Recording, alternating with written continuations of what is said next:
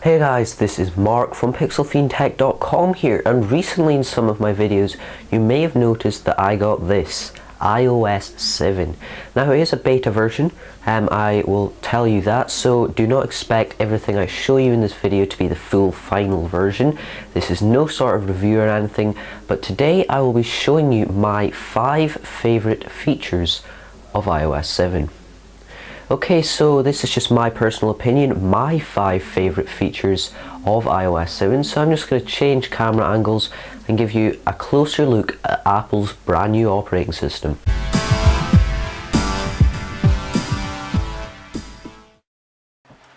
Okay, so here we have Apple's kind of flagship phone, the iPhone 5 running iOS 7 Beta 2. Now, it is the beta version, so this is not the final version, but it is working pretty well, so I thought I would just go ahead and show you my top 5 features, and if things do change, I may make another video for the final release.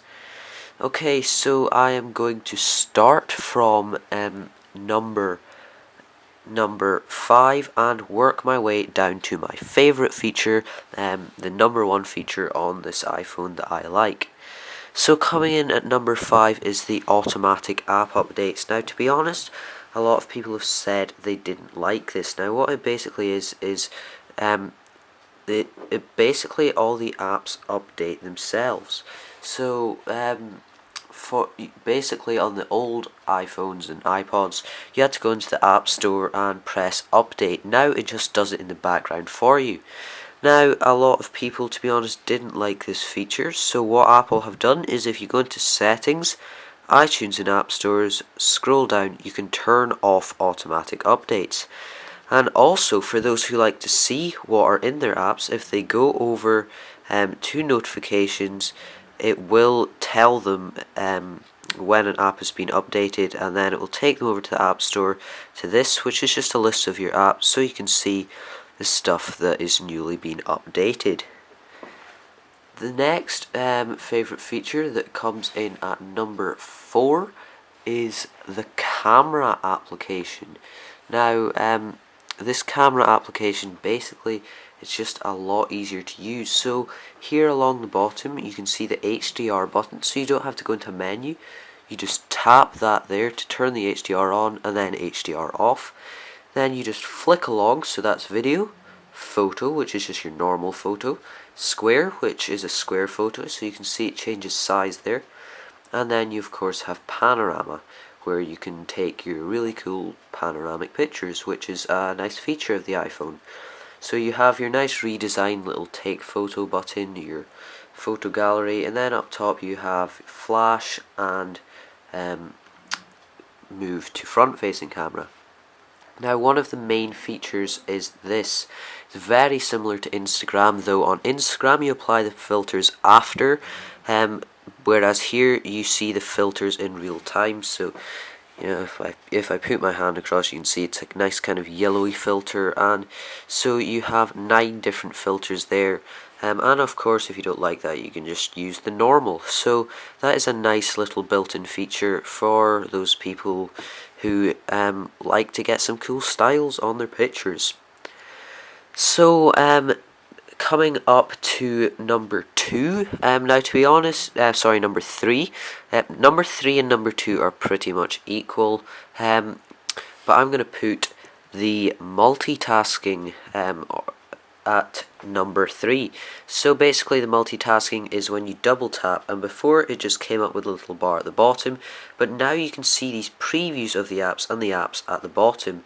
Now say I want to go into calculator, I just tap on it and it pops up, and I can go back to home screen by doing that. Now to get rid of these apps, all you do is just hold down and swipe up, and you can do up to 3 at once by putting 3 fingers on, though I'm struggling to do it. Yep, there you can see me doing 2 at once. But that basically takes them out of the kind of random access memory, so you know your phone will work slightly faster once you've got rid of all of these.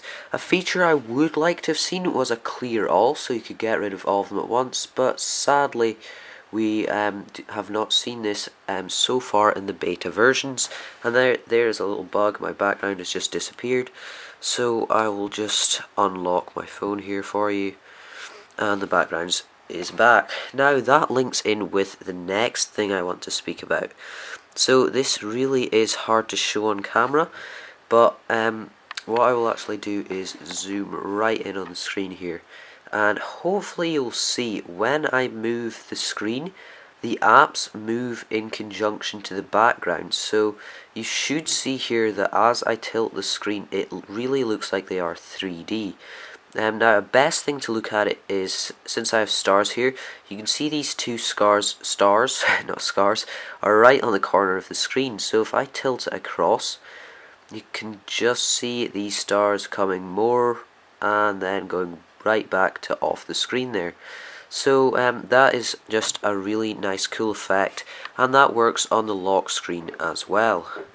Now, this is not where the parallax finishes. Most people think it is, but if you take a panorama shot and set it as your wallpaper, so I will just go over to brightness and wallpapers, and then choose from my panoramas.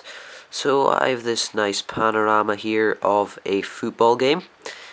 So I will press set both, and then when I come out of this, you'll see as I move my phone, it scrolls around the picture, giving a really nice 3D look. And I will just put it in the lock screen to show you that as well. So it just works really well.